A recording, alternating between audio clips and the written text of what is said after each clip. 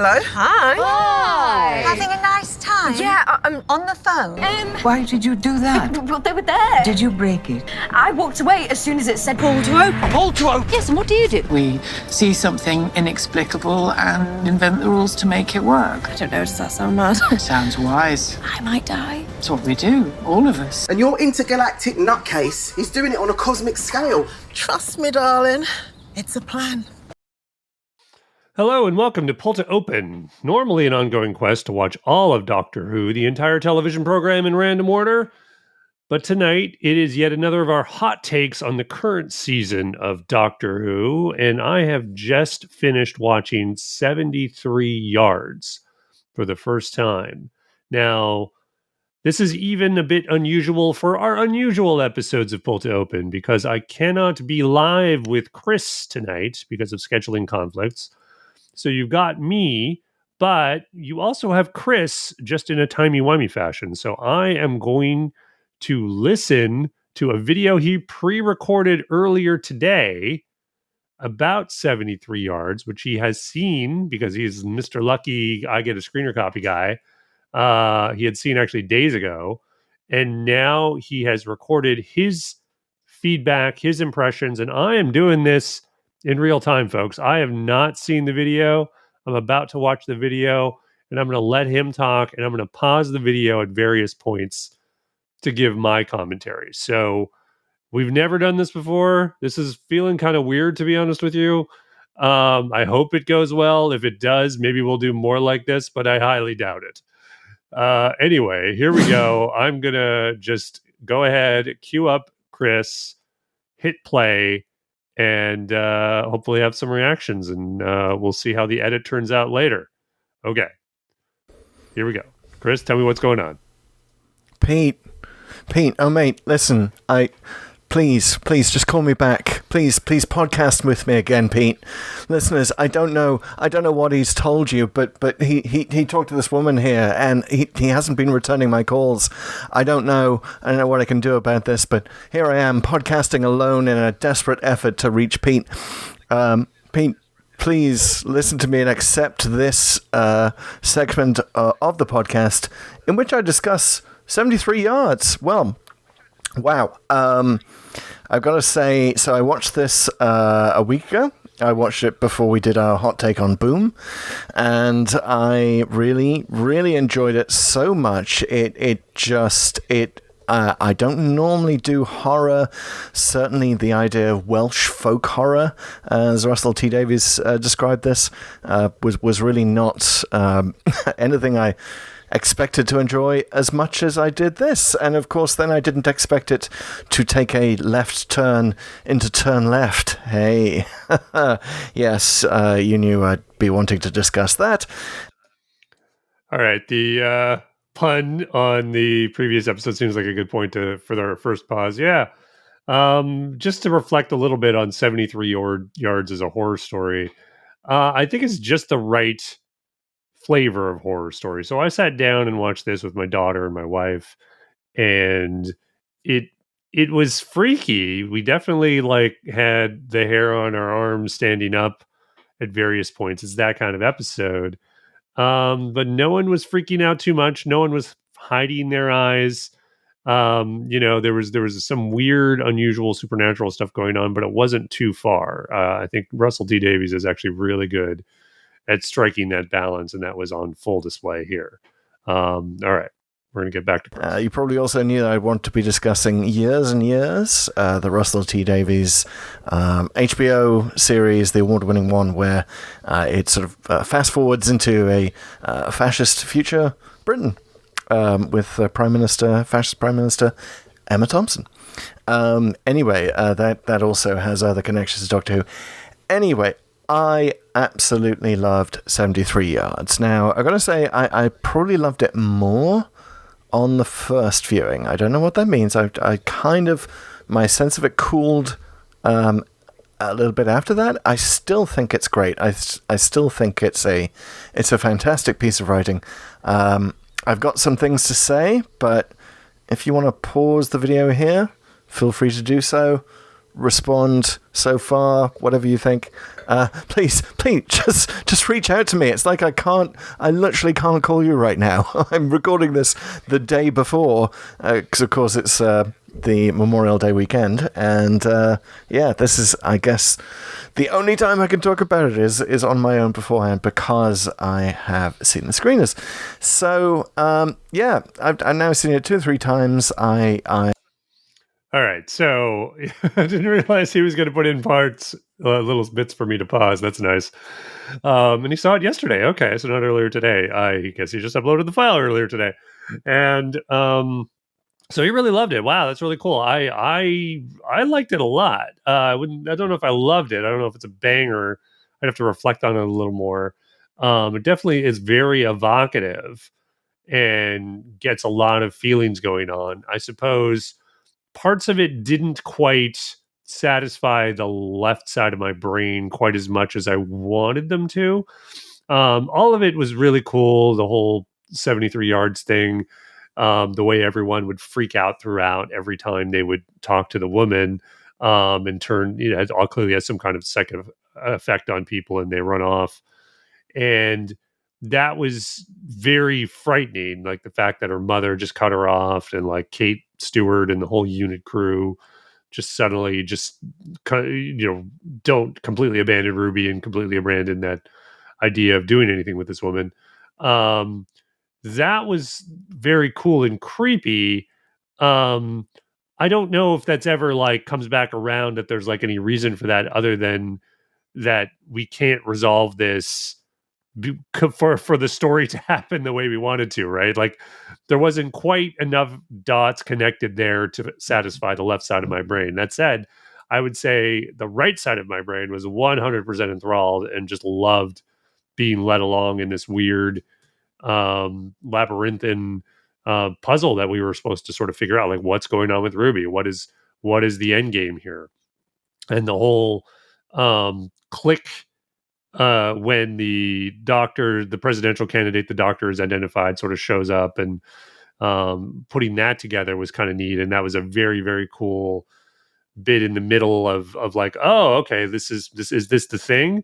And it's kind of fun that it's like, oh no, that's not the thing. That it's like it doesn't resolve. Like she's like, will you go away now? And she doesn't go away. And it's like, oh, that wasn't it. And we kind of knew that on some level, but I like the structure of the story. So that was super awesome. All right, I'm gonna let Chris talk a little more.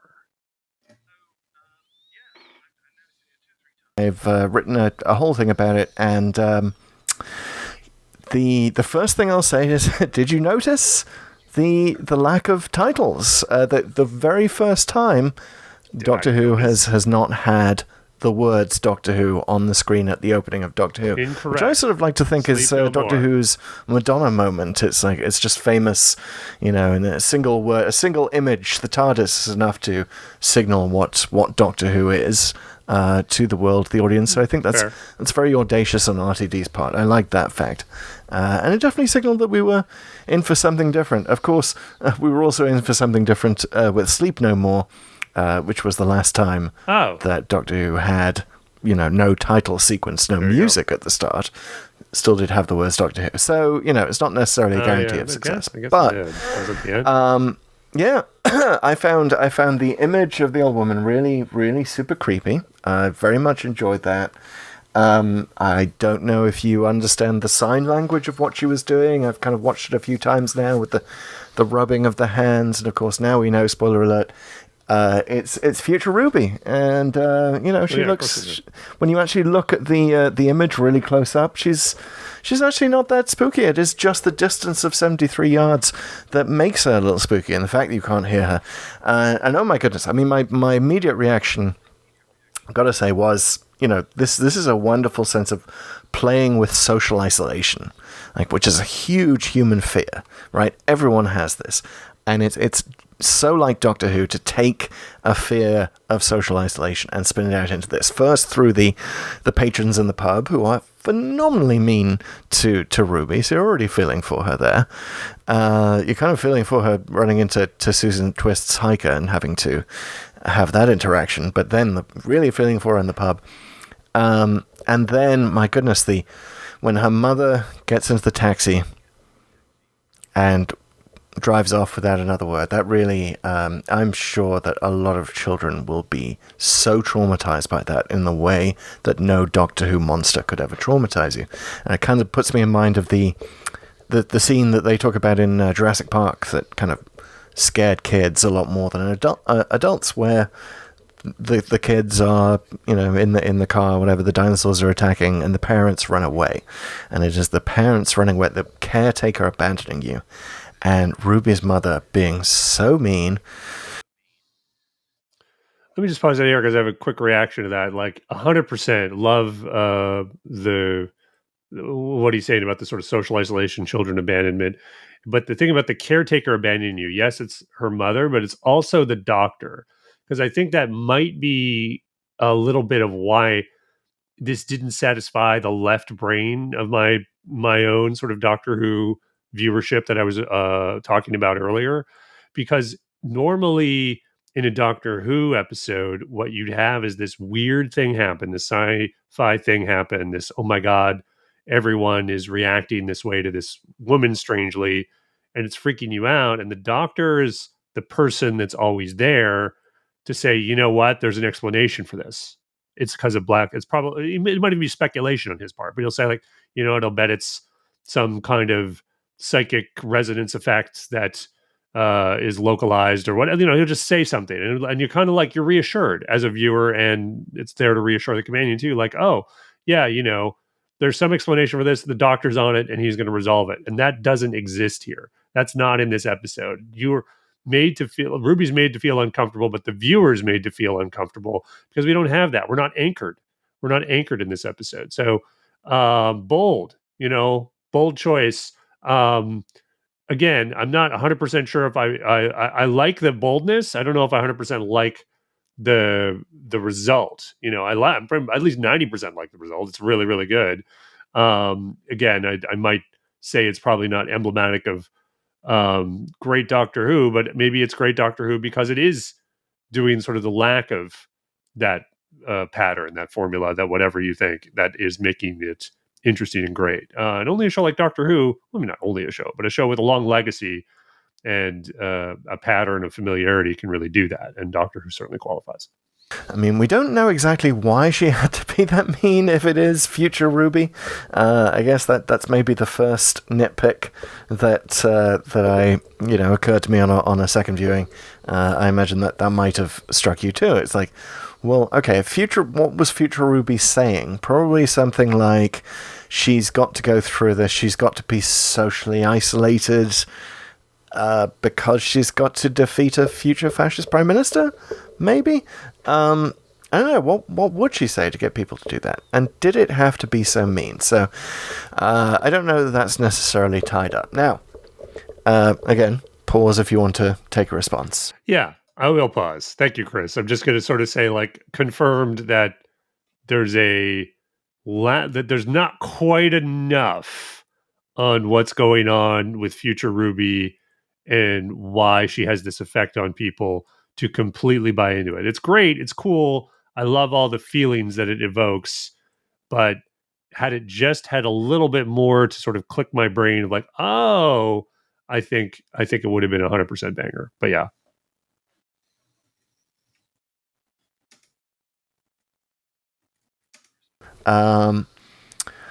But yeah, let's talk Turn Left, which I don't know if you got Turn Left vibes as well. It's interesting as well that Turn Left also has the Stalker template, in that Rose Tyler is Donna Noble's Stalker, kind of in that, except she isn't Semper Distans or whatever the coinage was.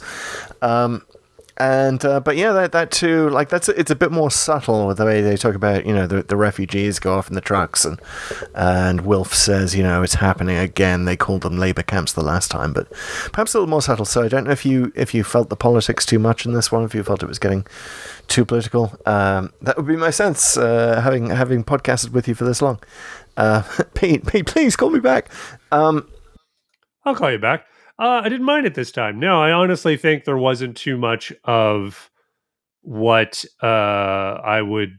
Well, it wasn't too much politics. Maybe certainly not like current politics, which I think was fine. I think this, if it revoked anything, it wasn't so much turn left, but the dead zone.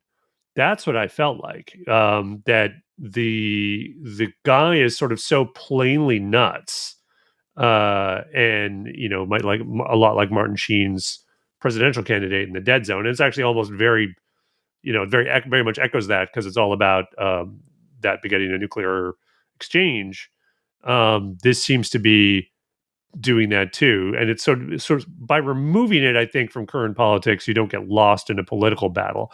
You could argue that maybe robs it of a little bit more meaning or having something to say, but I actually think in this case that's probably for the best, because this is really more of a personal story for Ruby than trying to say something about society at large or have some kind of moral crusade attached to that. So I think that was a good choice. Anyway, Years and Years, don't know if you've seen it. I really like that, even though it is massively out of date now, because it had Donald Trump winning the 2020 presidential election legitimately, and then firing a nuclear missile at an island in the South China Sea.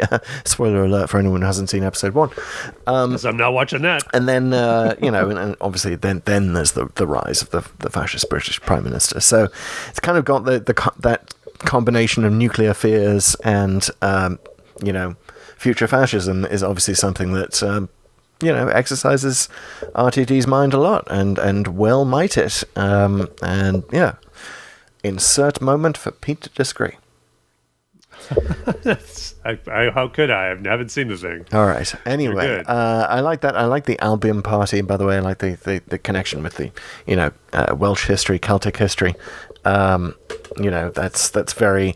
It's simultaneously got that sort of old folktale Welshiness and the kind of blood and soil future fascists going on. So I like that. Now, let me take a little bit of advantage and sort of belatedly pause. He did talk about how the people at the pub are mean to her. They are. It's a little too much. That said, I don't think it goes beyond the bounds of a television situation. So I kind of liked it. In other words, the whole thing with the Welsh pub and everyone's kind of treating her badly, and then they're really, really messing with her with the whole fairy circle thing, and which is, it's kind of not cool. You also think like, well, wait a minute, this woman, I mean, there's kind of like two states, right? And you can buy into this with the perception filter. Again, this is kind of analyzing this too much, but go with me for a second.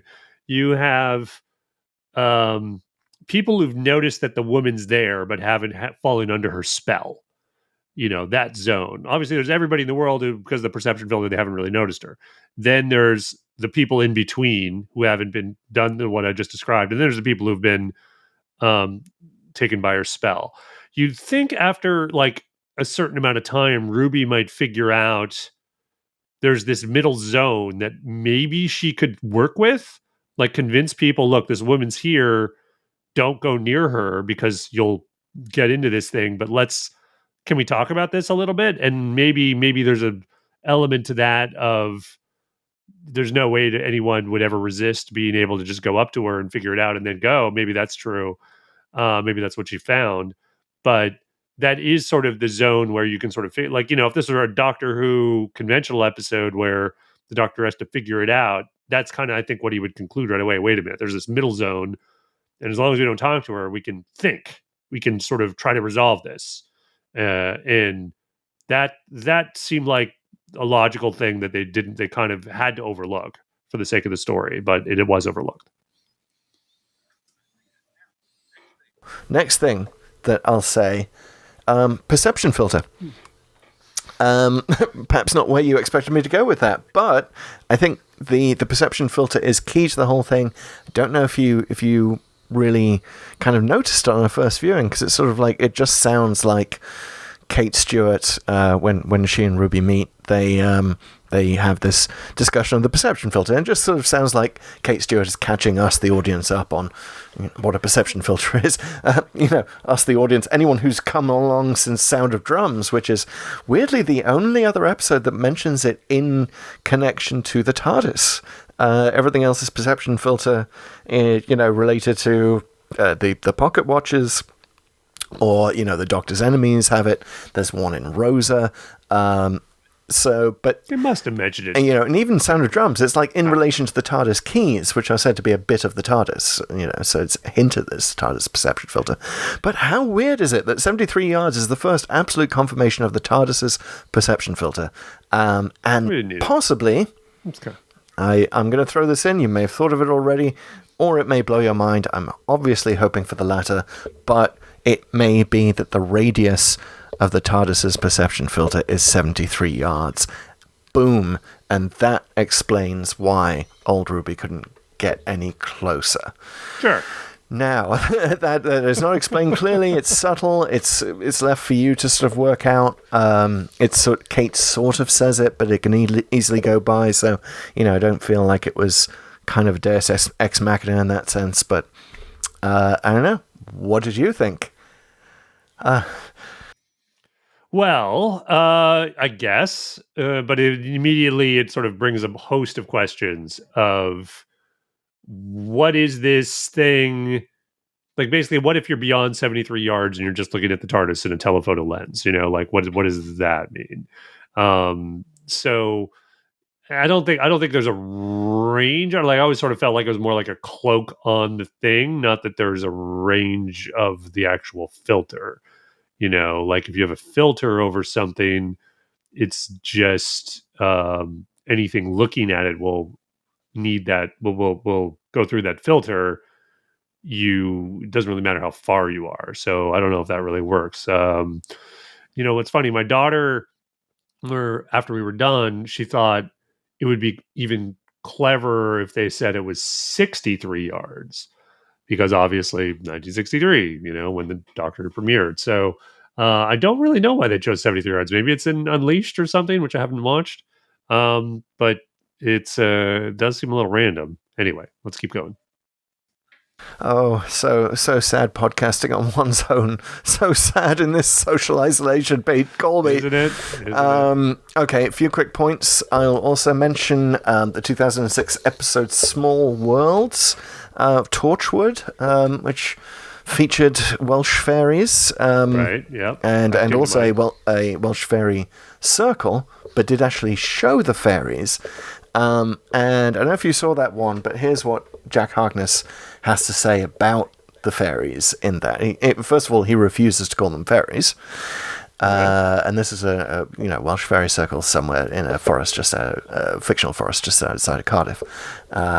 And he's talking to Gwen about them, and he says, think dangerous. Think something you can only half see, like a glimpse, like something out of the corner of your eye, with a touch of myth, a touch of the spirit world, all jumbled together, backwards and forwards through time. So, we have the connection of fairies in the Doctor Who universe and time travel. I guess that is sort of what this is. This episode is time travel the long way around. Sure. Which I like. There's so much about this that feels fresh and also really, really rooted in Doctor Who history. And that's, I guess that would be my sort of closing remarks, is that is what this season has shown us so far. I think of the Pyramids of Mars sequence in the Devil's Court. They are definitely trying, mentioning Susan and Space Babies, like they're definitely trying to keep the classic fans on board, to say not just, hey, we're going to throw you out a Moffat-y name reference every now and again, but we're actually going to tackle some of these things. We're actually going to tackle Susan. We're actually going to, we're going to do Pyramids of Mars properly, like it should have been done, with a budget. And here, not only is it a Dr. Light episode, not only is it Ruby going the wrong way around, not long way around, rather, you could say wrong way around. I did like the subtle thing of her saying she'd been to Wales 3 times at the end, when it was 2 times at the beginning, by the way. But yeah, well, all of it. I mean, the turn leftiness, that is, we haven't been to it in our random adventure, but it is one of my favorites. So naturally, I'm going to like this. I did love Years and Years, despite its out of dateness, and despite just going a little bit too far in the fast forward thing. I actually really liked how he did the fast forward thing here. I hope, Pete, that you're continuing to like Millie Gibson. I think she did as good a performance as a young woman can do of old Ruby when she's, like 40-something Ruby, once she's decided to go sacrifice herself and go work for the campaign. 100%. Millie Gibson, to me, is the huge breakout star of this season. She really knocked it out of the park this episode. She's been overperforming, punching above her weight in every episode so far. And so shockingly, like, you put a pair of glasses on someone and they can look completely different, Mr. Kent. So yeah, she did amazing as a sort of mature Ruby, but also not just mature, but like distant, someone who's lived with this creature attached to them for their entire lives and not really being able to talk about it.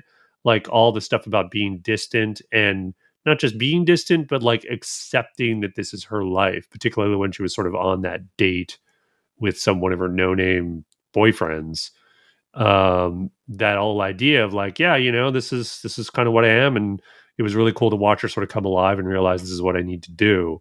You really, really get into her head here, and the writing for her here was just spot on, and she really ran with the ball in every scene. So huge props to Millie Gibson. I think all of this is a great showcase for her. And pause for your thoughts on the continuing adventures of Millie Gibson as Ruby Sunday. I just did. Thank you very much. I'm preemptively pausing. That was it's a great point, Pete. I see what you did there. But yeah, I think my not even 73 minutes is up. By the way, I did wonder whether it was like 73 years that she'd been, going forward in time. Through this, but no, she says it's just 65. I'm not sure that the math works out, given that she's born in 2004, right? If she's 19 in 2023, she's born in 2004. And by the way, that is the basis for my current Ruby Sunday fan theory, which, well, hell, let's just talk about that next time, shall we? Okay. I might be writing a story on that and not wanting to spoil it. And hey, there's always a twist at the end of these mini podcast things that we have never recorded before. Anyway, that's it. That's my hot take. It's my pre-filmed hot take. Please do follow us on all the socials. Follow us on Google. Shut up and Google it. Follow us everywhere that we can be found on Google. Your favorite social network. Leave us a review. Torture me with the Humoji Challenge. And we will be back with wherever the hell we are in our random adventure next. So take care, Pete. And whatever you do, stay 73 yards away at all times. You got it, dude. So I share a lot of Chris's enthusiasm here. I think it's really interesting that he retained his enthusiasm for this episode as the more he watched it over the week. So he's clearly seen it more than several times, perhaps at least two or three times. So, and he still really loves it. Like I said, I don't think I'm quite as enthusiastic, but I am like, this is really good Doctor Who. This is a really cool episode. Showcased the companion, showcased the actress, had a really interesting story and a mystery, and just things really came together. But like I say, only about in the 90s, 90 to 95% together. There was a little something missing on of explanations and stuff. If they had done that, it would have been 100%. But man, like, still, I would say, probably the best episode to date of this season. It's pretty awesome, and like, great production values. Honestly, when I first queued it up on Disney Plus, like it just seemed so beautiful. I think I've never appreciated my 4K TV as much as when I saw that cliff face in Wales. It was gorgeous, and everything else that the visual is so good. Again, the Disney money here is just really in the talent, and the production values are just top notch week after week. So that was great to see. Loved the bit with the TARDIS being super old on the cliff face, people leaving flowers there. Yeah, just nailed it. So 73 yards, pretty amazing. Again, we'll wait for the regular podcast to bring it back around to just give our full rating on it. But Chris and I really, really liked it. Chris loved it.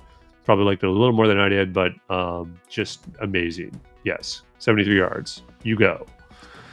All right, folks, like Chris said, we're on the socials, we're on the internet, we're at pulltoopen.net if you want full notes on all of our randomly selected episodes. And go ahead and give us a shout out wherever you can find us on social media. This has been us, separately but together, on here, the Pull to Open podcast. Follow it. Bye-bye.